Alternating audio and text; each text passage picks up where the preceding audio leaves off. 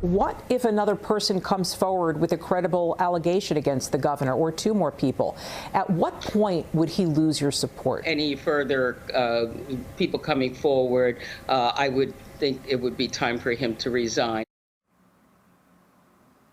New York Senate Majority Leader calling on Cuomo to resign. That's if another allegation is made.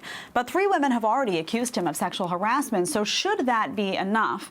Here to react is New York Congresswoman Claudia Tenney. Congresswoman, thanks for being here. So my issue with this is not, of course, Governor Cuomo, like everyone else, deserves his due process, but there's a separate set of rules, it seems. When we're talking about, Justice Kavanaugh, there's one set of rules. When we're talking about Andrew Cuomo, there's another set of rules. Shouldn't there be consistency in the way we approach these things? Yeah, it's very disappointing that the Senate Majority Leader thinks there's a magic number that needs to happen. Well, there's been a lot of magic numbers thrown out by Governor Cuomo all year, such as how many people can be present at a funeral versus how many can be home at Thanksgiving versus how many can attend a Buffalo Bills game. So this is all just a guise from what's really going on is that the real serious issue here, and I'm not going to say that these sexual harassment allegations aren't serious. And as you say, the governor, like everyone else, is entitled to due process. But there is a different standard. Justice Kavanaugh, Governor Cuomo set his own standard. Justice Kavanaugh should submit to a polygraph test. And he demanded that he resign or not be considered until he not be considered for the Supreme Court until he completed that test. This same Governor Cuomo set a standard for former disgraced Attorney General Eric Schneiderman, when a New Yorker article revealed sexual harassment issues with him before he had due process. Governor Cuomo demanded his resignation. So I don't know, Andrea Stewart-Cousins, our majority leader, maybe she felt that Eric Schneiderman should have resigned as well.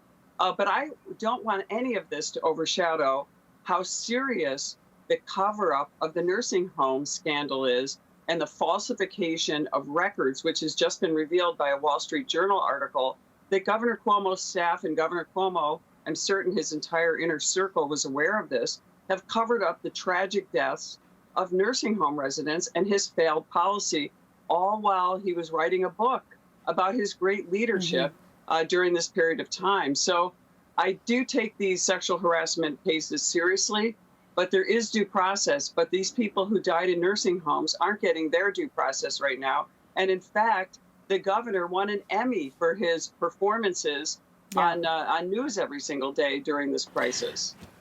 Congresswoman, I want to ask you about that. So when we talk about the nursing home scandal and the cover-up, the one of many cover-ups that are emerging with respect to Andrew Cuomo, unfortunately, what is your sentiment on accountability? Do you think there will be actual accountability? And I don't just mean that everyone will have the facts and know what happened, but actual accountability in terms of consequences for Andrew Cuomo and potentially his aides who assisted in this cover-up.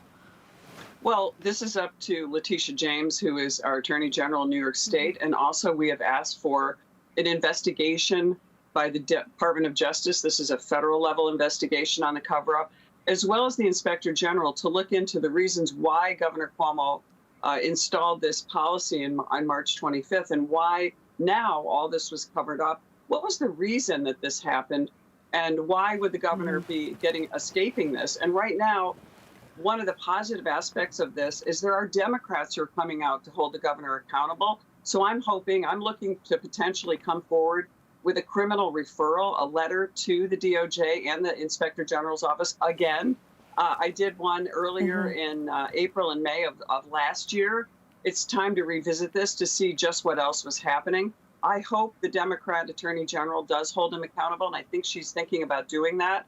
We also need the Biden administration to do the same. We have to have one standard for everyone, whether you're president of the United States, the governor of New York, or an average citizen. We cannot have a two-tier justice system. Yeah, Congresswoman, I think the accountability, it's moving in the right direction. I hope it gets there. And I do think that Democrats and Republicans being on the same page on this, in large part, is very helpful in terms of getting that accountability. Thank you for joining us this morning. Thank you so much.